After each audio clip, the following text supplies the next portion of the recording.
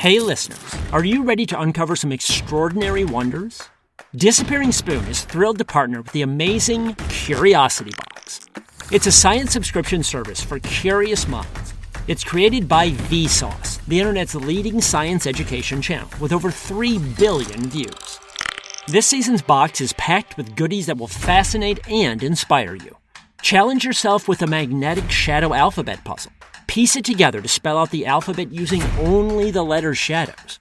Or discover the picture pot, where art and mathematics merge into a colorful, creative masterpiece. It is fun and educational.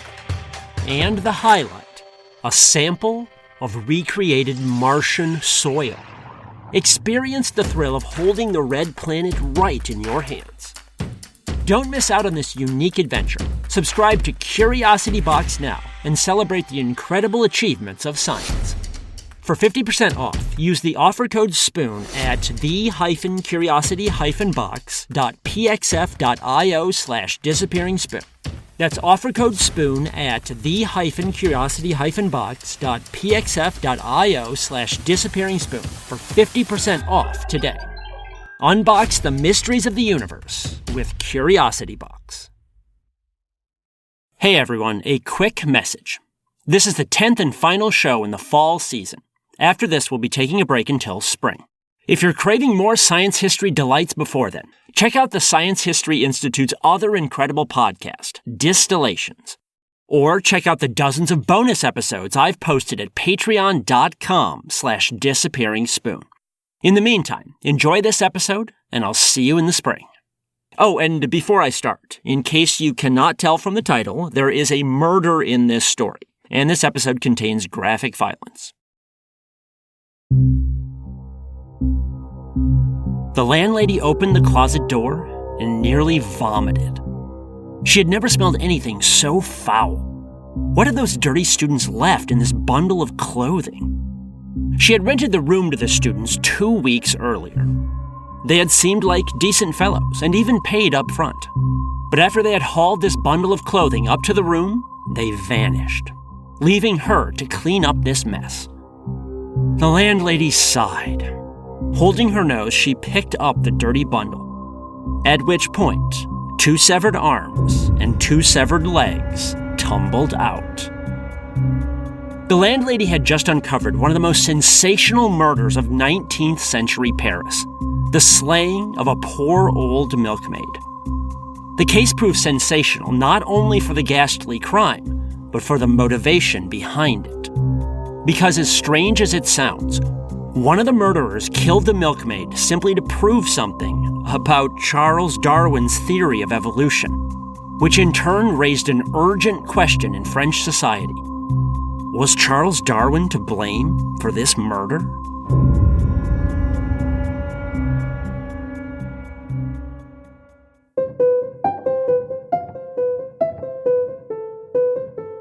From the Science History Institute, this is Sam Keane and the Disappearing Spoon, a topsy-turvy, science-y history podcast, where footnotes become the real story.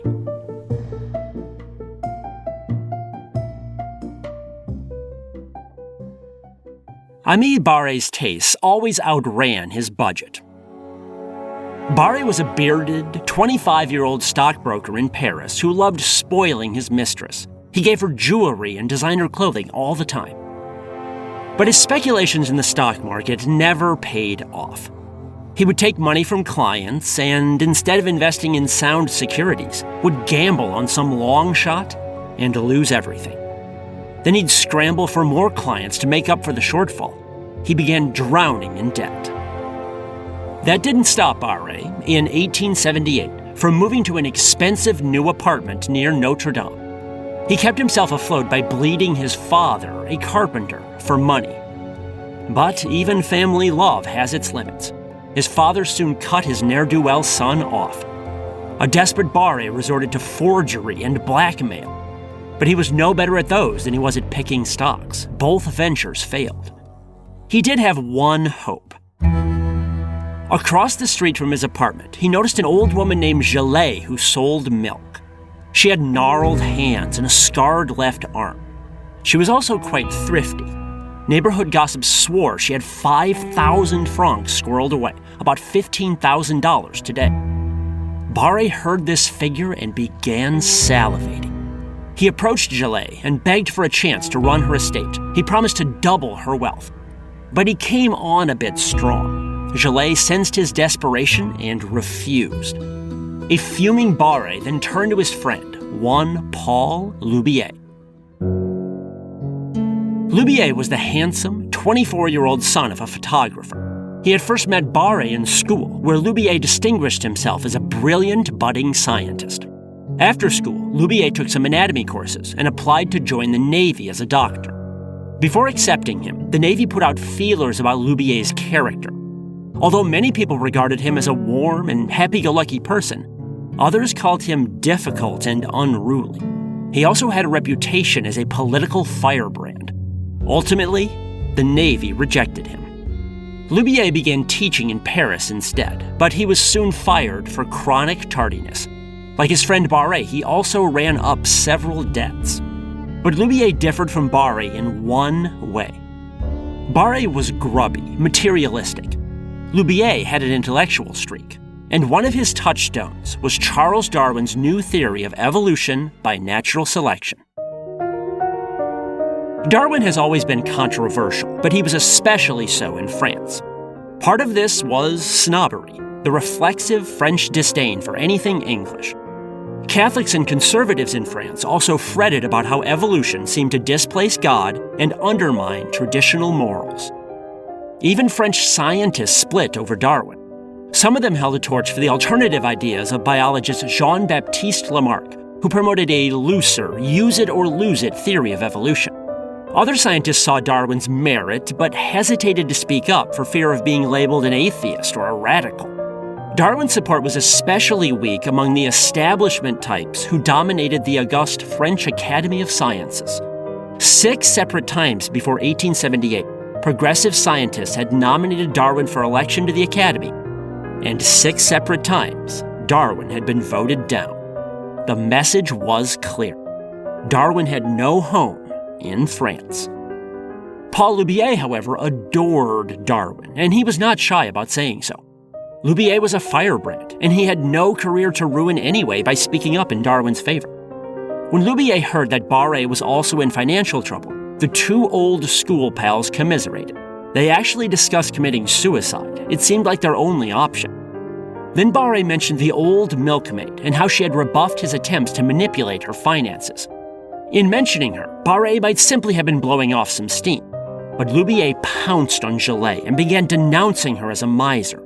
As Loubier said, what right has she to hoard up her gold when others could put it to some use? Loubier considered it the duty of the weak, like Gillet, to give away to the strong, like him.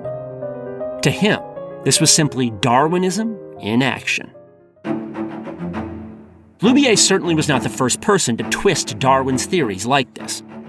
A decade earlier, the Englishman Herbert Spencer began promoting so-called social Darwinism.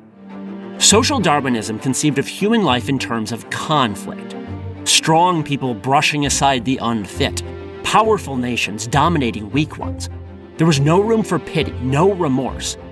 It was actually Spencer and not Darwin who coined the phrase, survival of the fittest. The flaws in Spencer's thinking are many. Most obviously, human beings are not mere barracuda and chum. We have morals, logic, reasoning. We can cooperate for the greater good. We're certainly no angels, but we can think beyond our immediate needs and rise above a lions versus gazelles mindset.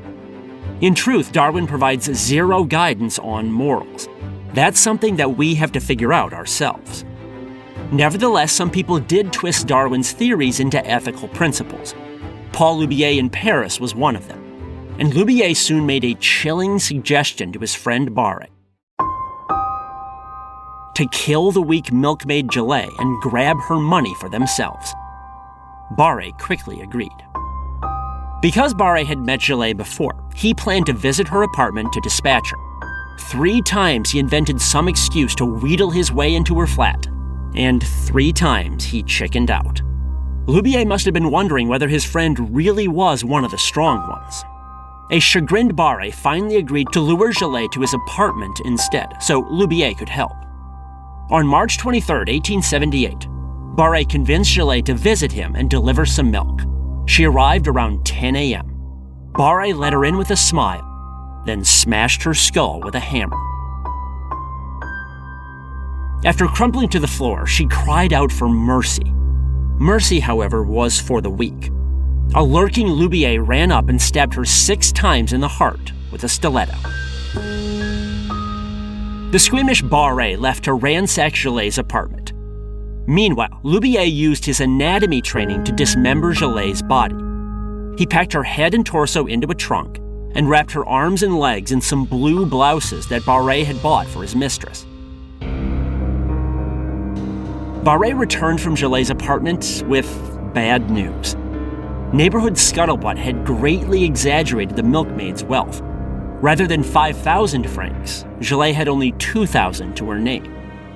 Barré then made a proposal that he, who had the bigger debts, keep the lion's share of the loot.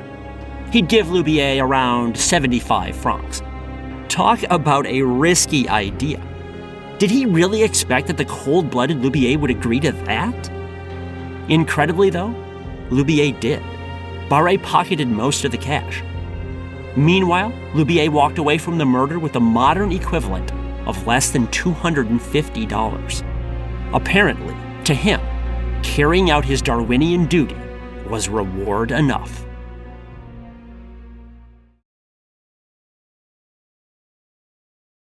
The cover-up was as clumsy as the murder. Lubier and Barré deposited the trunk with the torso and head on a train bound for Le Mans. Then they rented a room from a landlady under a false name and dumped the bundle of clothing with the legs and arms in the cupboard. They chose the room for its proximity to a medical school. They hoped that when the police found the limbs, they would assume that some med students were playing a crass joke, dumping a cadaver there to gin up rumors and scandal. And at first, the police swallowed the bait. When the limbs were discovered on April 6, they did assume a prank. But a visit to the medical school revealed that no bodies were unaccounted for. Suspecting something darker now, the police began inquiring about missing people around town. On April 17th, they got a report about Gelée the milkmaid. She had a scar in her left arm that matched the scarred left arm found in the room. From there, things proceeded swiftly. Neighbors told the police that Barré had been hounding Gelée for money. On Good Friday, the police hauled Barré into the station, where the landlady identified him. Barré quickly confessed and implicated Lubier. Lubier was in the countryside then, on an excursion to collect tadpoles and frogs to dissect. His debts notwithstanding, he hoped to purchase a microscope with his blood money and continue his anatomical studies. But the police caught up with him on Easter Sunday and cuffed him. Predictably, the French tabloids ran screaming headlines. It was a real-life Grange Guignol. Respectable French papers exhibited more restraint, and however sordid, the tale probably would have faded from memory, if not for one thing. Word soon got around that, on April 11th, 2 weeks after the murder, Lubier had given a public lecture on Darwinism and the natural tendency for the strong to dominate the weak. In Lubier's words at the talk, "At the banquet of nature, there is not room for all the guests. Each one struggles. The strong push out the weak. Family against family, species against species. A civil war without peace or truce." It was social Darwinism incarnate, and it didn't exactly take Sherlock Holmes to link these sentiments to the recent murder. Lubier was basically laying out his justification, and many in French society saw those words as a golden opportunity. Catholics, conservatives, and their allied newspapers began denouncing Lubier as a heinous criminal. More importantly, they began using him as a cudgel to destroy Darwin and evolution. Far from perverting Darwinism, those newspapers thundered that Lubier had simply followed Darwinism to its logical conclusion. One newspaper called him a puppet intoxicated by the doctrine of his master. Darwinism, they said, was nothing but amoral, might makes right nihilism. Society therefore had a duty to root out this evil. Rhetorically, this seemed like a strong case. A vocal supporter of Darwin really had killed someone weaker than him for explicitly Darwinian reasons. You can imagine people reading along and nodding. But as the campaign to destroy Darwin picked up momentum, something funny happened. Frankly, most French people then had never heard of Charles Darwin. Why would they have? He was just some foreign savant, most of whose published work was about barnacles, worms, and pigeons. Suddenly, though, Darwin was everywhere, in newspapers of all persuasions, and French folks wanted to know more. What was this Darwin brouhaha? So some newspapers began running stories to explain Darwin's theories, especially the more liberal newspapers. Many took pains to avoid distortions and smears. And oddly enough, when everyday people began reading what Darwin actually said, a lot of them decided that it kinda made sense, especially when respected scientists began weighing in. Again, many scientists had hesitated to speak up for Darwin before, but the Lubier murder and the public controversy surrounding it forced the scientists to take public stands in meetings and interviews. Thus arose a virtuous cycle. The more that common people read about scientists supporting Darwin, the more public opinion shifted in his favor. This made it easier for other scientists to pipe up, which shifted public opinion further, which encouraged more scientists to speak out, and so on. Slowly, then, the great tide of public opinion lifted Darwin out of the muck, and it did so in spite of the ongoing negative publicity from the trial of Lubier and Barré. After months of headlines, the trial opened in late July 1878. It lasted just a few days. Cravenly, each of the friends tried to blame the whole mess on the other. So much for being strong. The jury believed neither one of them, and swiftly returned a sentence of death. Meanwhile, just 4 days later, the French Academy of Sciences once again took up the question of whether to elect Charles Darwin a member. His odds did not seem good. Would you support someone accused by the church of providing justification for murder, especially if he was English? Darwin should have been defeated more soundly than ever. But that's not what happened. Despite the murder rap, the seventh time was the charm, and in August 1878, Darwin finally became a member of the prestigious French Academy. The results were not a landslide, and the scientists who voted aye justified themselves by muttering that Darwin had done some excellent work in botany. But the timing spoke volumes. The public interpreted the election as a slap to those who'd been disparaging Sir Charles. I'd like to end with this. If something about the Lubier-Barré affair has been tickling your mind, pinging memories of some story that you've heard before, well, you're right. Their story echoes one of the greatest pieces of literature ever written. On September 7, 1878, Lubier and Barré had their heads chopped off with a guillotine, but their story continued to fascinate the public. So in the early 1880s, a French writer named Alphonse Daudet began writing a book about the Lubier-Barré murder.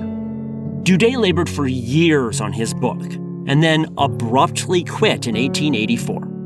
Why? Because the first French translation had appeared of a novel by the Russian writer Fyodor Dostoevsky. The book's name was Crime and Punishment.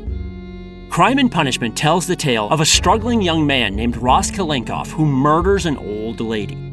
He ends up stealing a trifling sum of money from her. But his real motivation was his belief that strong beings like him had a right to exploit the weak.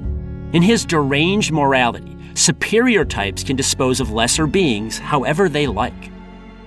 The writer Daudet read Crime and Punishment and groaned. He realized he could never compete with Dostoevsky's genius. Despite years of investment, he abandoned his book on Lubier and Barré. There's no evidence that Dostoevsky ever heard about the Lubier-Barré murder. It could not have influenced Crime and Punishment anyway, which came out a dozen years earlier, in 1866. But it's hard not to marvel over the coincidence.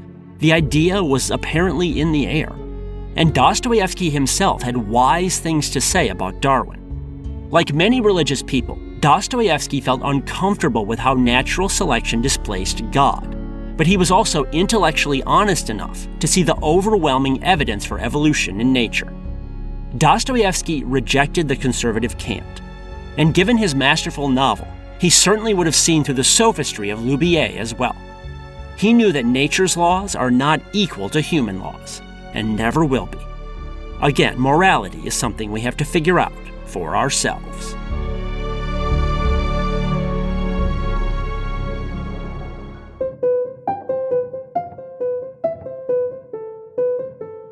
This is the Disappearing Spoon podcast, brought to you by the Science History Institute.